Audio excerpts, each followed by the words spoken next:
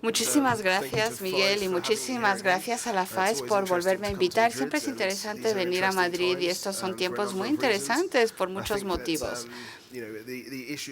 La cuestión de la gobernanza económica de la Unión Europea es absolutamente crucial en este momento, no solamente por Grecia, sino por los cambios que se están produciendo en la zona del euro y los cambios que está debatiendo ahora mismo el Reino Unido. Y tenemos una serie de elecciones importantes en España, pero también en Francia y en Alemania.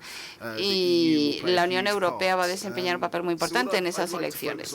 Bien, hoy me gustaría centrarme en la idea de los cambios que se están produciendo en Europa. La zona del euro, ahí hay cambios, pero también el problema del Reino Unido, que a menudo se ve como dos cosas independientes, pero que están muy interrelacionados. Y quiero analizar cómo están relacionados los dos y cómo Brexit, la salida de Grecia, podría afectar todo esto. Bien, ¿dónde está la zona del euro en cuanto a su gobierno económico? Los antecedentes. El gobierno económico se produce a través de la Comisión Europea, 3 niveles a la hora de seguimiento, prevención y corrección, con lo cual hay muchísima cobertura de los presupuestos. Seguro que conocen la situación macroeconómica, la prevención en términos de planes nacionales sobre cómo pueden mejorar estas economías y cómo pueden atajar cualquier problema que se encuentren durante el seguimiento, y luego corregir para reducir los déficits o el procedimiento de desequilibrio para reducir el déficit por cuenta corriente o un excedente si parece que eso es necesario. Además de estas cuestiones, también dentro de la Comisión tenemos gobernanza o gobierno fuera a través del Tratado sobre Estabilidad y Coordinación, que fue vetado por el Reino Unido, pero y también el supervisor único del Banco Central Europeo que supervisa el sector bancario, pero por supuesto solo los grandes bancos, el resto se hace a nivel nacional. Bien, este es un repaso muy rápido de la gobernanza económica en la zona del euro. Y la pregunta es, ¿esto es apropiado y suficiente y es efectivo en la actualidad? Y creo que todos estamos de acuerdo que no es muy efectivo, que no está haciendo su trabajo. Si vemos las reformas que hemos visto en Europa en los últimos años, sobre todo es en los países que estaban en programas de rescate, España e Irlanda, sobre todo, han introducido muchísimas reformas económicas y han conseguido el crecimiento económico. Hasta Portugal está progresando algo, pero otros países donde se ha dejado en manos del gobierno nacional, como Francia y Italia, realmente no han visto tantos ajustes o tantos cambios. Tendrían que haber hecho más. Si vemos las estimaciones como el coste laboral unitario y competitividad, mientras que España e Irlanda han reducido estos de forma significativa, Francia e Italia han seguido aumentando los costes laborales unitarios y están fuera de sintonía con otros países del euro.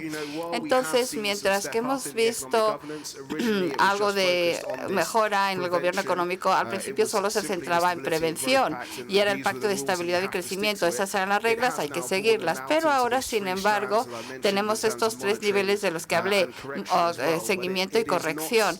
Pero no es suficiente en realidad para atajar los problemas. Creo que tiene poca mordedura, ¿verdad? Tiene poco peso jurídico detrás para que obligar a los países a hacer los cambios necesarios, con lo cual estamos en un punto muerto donde tenemos estas normas y esta supervisión, pero si un país rompe las normas, no necesariamente hay reacción, sobre todo si es un país grande. Y en este sentido es bastante parecido a los problemas que vimos al principio de la crisis del euro con el Pacto de Estabilidad y Crecimiento. Creo que existe la necesidad de más progreso en cuanto a gobernanza económica y supervisión. Y lo que tenemos que ver, en realidad, es la idea de que está en el rescate. O sea, que te da, si haces reformas, te vamos a dar algo a cambio. Ahora mismo, en el marco de gobierno económico, no está muy claro cómo funciona esto. Tenemos estas reglas, estas normas, unas normas que tienen que seguir los países, pero no tenemos una clara ventaja al final o un mecanismo mecanismo claro de cómo van a ser compensados para cumplir con esos objetivos, mientras que en los rescates fueron muy dolorosos y poco democráticos. Sin embargo, sí que había algo a cambio claro, les permitía llevar a cabo las reformas que tenían que hacer. Y esta idea es algo que hay que tratar más en detalle en el futuro. También tenemos que ver cómo se puede hacer esto a nivel institucional, creando instituciones solo para la zona del euro. Pero en lo que se espera en el futuro, evidentemente acabamos de tener el informe del presidente Frey sobre el futuro de la zona del euro y el gobierno económico. Y yo animo a todo el mundo a que lea ese informe. Creo que es un plan muy claro de hacia dónde quiere ir Europa. Mucha gente pensará que es, impresionante porque se darán cuenta de los enormes problemas que tenemos en la actualidad. Sí, el informe habla sobre el monitoreo, seguimiento y prevención, pero no hay ningún poder nuevo para corregir los problemas que pueden tener los países. No hay ninguna instituciones nuevas para la zona del euro, solo mover los problemas de un sitio a otro dentro de la Comisión, creando una nueva autoridad de competitividad para crear algunas recomendaciones para los países, pero ninguna forma de que eso se cumpla. Y sin nuevas instituciones y nuevos poderes legales para que los países hagan las reformas que tienen que hacer, va a ser muy difícil que la zona del euro resuelva sus problemas. Entonces, ¿qué es lo que se necesita? Creo que es importante, como dije, tener nuevas instituciones que se basen solo en la zona del euro. Uno de los problemas que se ha encontrado en la zona del euro es que ha trabajado en un marco muy estrechamente definido y muchas limitaciones con los tratados actuales, tratando de hacer lo mejor posible con lo que tiene a mano y moviendo las piezas de aquí para allá. Pero eso ha sido insuficiente. Así que tenemos que dar el siguiente paso y tener nuevas instituciones, tener, digamos, un instituto único, una institución único que incorpore para la banca con el mecanismo único de resolución, que son los fondos de bailout o de rescate o de bail-in. Y también, finalmente, si será necesario, una especie de un fondo de garantía de depósitos. Tendremos que tener también unas instituciones por el lado de la oferta para combinarlo con los mecanismos sobre la base de la demanda proporcionados por el Banco Central Europeo. O sea, necesitaríamos una especie de Ministerio de Finanzas centralizado para la zona del euro. No tiene que ser muy grande, pero tiene que animar a los países a llevar a cabo las reformas y darles incentivos para que las hagan. La forma de hacerlo es dándoles herramientas adicionales, aparte de las herramientas de política nacional que tienen los países para hacer frente a estos desafíos.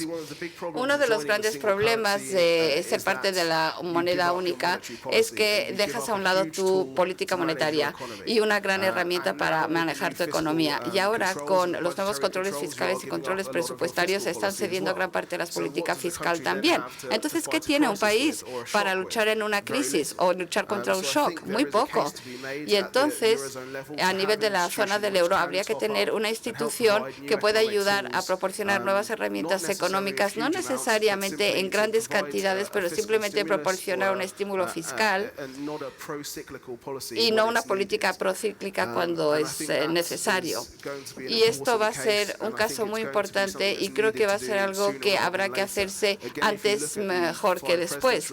Si vemos el informe, pues son pequeños cambios en los próximos 3 o 4 años, grandes cambios hasta el año 2025, que es un periodo muy largo, teniendo en cuenta que tenemos tantísimos países con tasas de paro altísimas, bajo crecimiento y hasta deflación.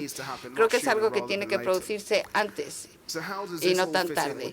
¿Cómo encaja esto con lo que está pidiendo el Reino Unido y con el programa de reformas de David Cameron? Muy poca gente ve cómo están vinculadas estas dos cosas, pero yo creo que sí lo están. David Cameron habla de 4 áreas donde quiere ver cambios en Europa. Quiere ver el fin de una unión, una salvaguarda para los países de la Unión Europea para que ninguna integración integración futura tenga efectos negativos en los países que ya participan en la Unión, más competitividad para que la Unión Europea sea una organización más competitiva, más estable y en cuanto a libertad de movimientos, haciendo que sea más justo y más fácil gestionarlo, pero no desafiando el principal subyacente que es libertad de movimientos en la Unión Europea. Estos cambios que tienen que ver con la zona del euro, bueno, pues hay varios factores, desde política doméstica o nacional hasta el clima económico en Europa, pero si vemos el tema de la Unión cada vez más cercana, vemos en las conclusiones que hay una aceptación y no todo el mundo va en la misma dirección. Eso es ampliamente aceptado. No todo el mundo va en la misma dirección. Creo que los países de la zona del euro, sobre la base de los cambios que he sugerido u otros cambios, o pase lo que pase, tendrá que haber una mayor integración en la zona del euro. Y sobre todo el Reino Unido y Dinamarca quizás tampoco van a querer unirse al euro y tampoco otros países, con lo cual esa unión más estrecha no se ve claramente. Es algo que tiene que introducirse en el marco de la Unión Europea para que funcione mejor para todos los miembros, para que un país como el Reino Unido no se sienta que hay un riesgo en entrar en el euro, que es una preocupación ahora. Y luego, las salvaguardias. Bueno, pues este es un punto evidente. Al integrarse la zona del euro, va a ocupar más de la Unión Europea y más de las instituciones de la Unión Europea, pero tiene que quedar claro que esto no se puede hacer a expensas de otros miembros de la Unión Europea. Y la forma en que van las cosas ahora, como ya dije, está tratando dentro de las instituciones actuales y el marco, pero están haciéndoles más centradas en la zona del euro. Muchos de estos nuevos trabajos en el informe del presidente y desde el 2010 han sido trabajos en la Comisión Europea y cada vez se centra más en la zona del euro, con lo cual hay una preocupación de que la zona del euro va a empezar a hacerse con algunas de las instituciones de la Unión Europea. Si esto va a pasar o no, no está claro, pero creo que beneficiaría a ambos lados si la zona del euro tuviera sus propias instituciones para tratar sus propios problemas. En otras áreas, en cuanto a elaboración de políticas, sabemos que la zona del euro ahora tiene una mayoría en la Unión Europea, con lo cual en cuestiones de mercado único o algunas regulaciones, si quisiera, podría aprobarlos contra los países que no son parte del euro, aunque está claro que la zona del euro no es una organización cohesiva, como vemos ahora. La doble mayoría que se introdujo por la Autoridad Bancaria Europea subraya que hay preocupaciones de que tenga que haber algunas instituciones y salvaguardias para miembros que no son del euro, para que no veamos regulaciones o políticas aprobadas solo centradas en la zona del euro que pueda afectar negativamente a los países que no pertenecen al euro. Luego hay muchísimo paro, falta de crecimiento y creo que Cameron está tratando de añadir a ese impulso competitivo, quiere centrarse en acuerdos comerciales de libre comercio que se aprueben más rápidamente y que algunas partes, si no se puede aprobar todo el tratado, pues aprobar partes de esos tratados de libre comercio. Si vemos la directiva de servicios, que supone que tiene que crear un mercado único en servicios, no se está implantando en ninguna parte de Europa.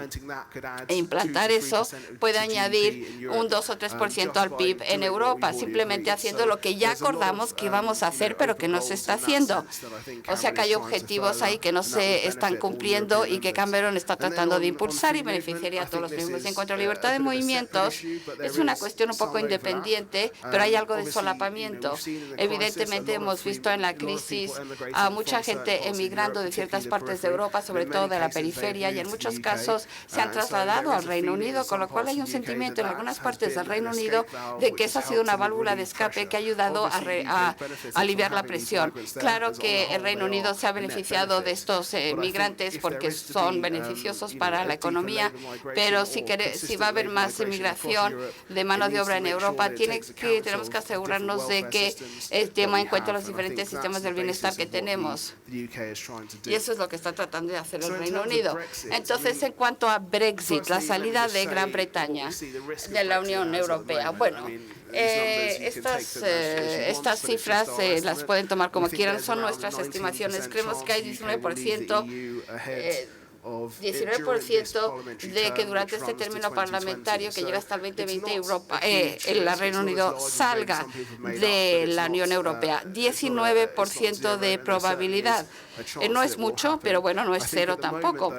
Por el momento, las encuestas están a favor de que el Reino Unido se quede en la Unión Europea. ¿Por qué? Por tensiones regionales dentro del Reino Unido. Seguro que conocerán esto aquí bien en España, ¿verdad? Con Escocia. Si fuera a salirse el Reino Unido de la Unión Europea, sería muy difícil mantener a Escocia dentro del Reino Unido. Y esto está impulsando a mucha gente a reconsiderar que si quieren o no que salga el Reino Unido de la Unión Europea. En cuanto a los impactos que esto tendría, hicimos unas modelizaciones económicas y esto, bueno, todos los modelos económicos se basan en algunos supuestos, ¿verdad? Pero hemos visto que el impacto económico en el resto de Europa sería muy limitado. La pérdida PIB sería 0,4-0,5%. Para el resto de la Unión Europea, sí se va el Reino Unido. No sería una gran pérdida que se fuera al Reino Unido. Para el Reino Unido sería 2,2% de impacto en el PIB del Reino Unido. Pero bueno, si se llegaran a acuerdos de libre comercio con el resto del mundo, pues eso compensaría esa pérdida de PIB. Y también podría llegar a un acuerdo de libre comercio con el resto de la Unión Europea y si hace podría tener una gran ventaja, pero el impacto sería más o menos 1% del PIB. Ese sería el impacto en el Reino Unido si saliera de la Unión Europea. Pero el coste de perder al Reino Unido para el resto de Europa es más político que económico. Desde luego suscitaría preguntas acerca de la estructura de la Unión Europea y en términos institucionales habrían que decidir si va a ser la Unión Europea como la zona del euro y si iba a dominar ese bloque o si no se iba a crear una unión más flexible para que otros países puedan existir fuera del euro. Yo creo que iría por la integración más profunda. La zona del euro respondería uniéndose más y los otros países tendrían que hacer frente a eso porque no van a tener ni el número, ni la influencia, ni el tamaño del Reino Unido. En cuanto a política y la imagen de la Unión Europea en el mundo, sería un gran golpe. El Reino Unido es uno de los poderes militares y de política exterior de la Unión Europea. También existe el riesgo que si sale el Reino Unido va a haber menos equilibrio de la visión rusa, del punto de vista alemán, que se inclina más hacia Rusia. Pero si eso pasa o no, la Unión Europea se vería como con menos influencia en el mundo y también el Reino Unido tendría menos influencia. Yo creo que tienen más poder los dos juntos, Reino Unido y Unión Europea, que separados. También habría algunos impactos, por ejemplo, regulación financiera y servicios financieros es un área importantísima. No está claro cuál es la relación entre la City y el resto de la Unión Europea sería si sale el Reino Unido.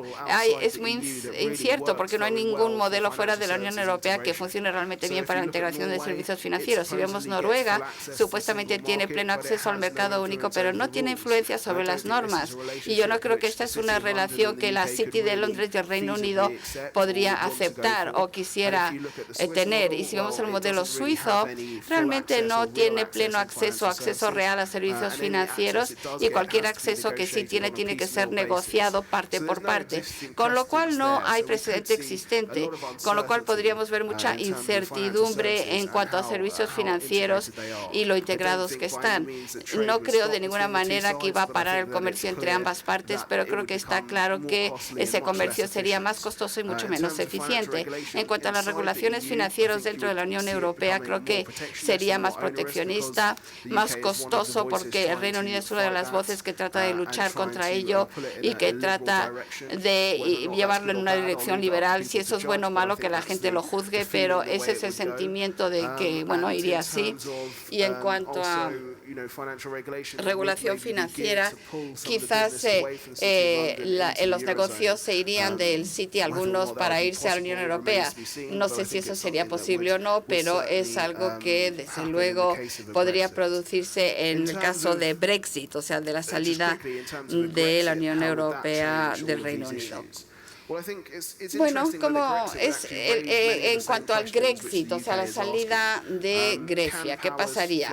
Bueno, ¿puede la gente ir hacia atrás de la integración donde existe un país fuera de la zona del euro, pero dentro de la Unión Europea? Grecia estaría viviendo en esa zona gris en la que está viviendo ahora mismo el Reino Unido. Así que aunque habría mucha disrupción en el corto plazo, el impacto sería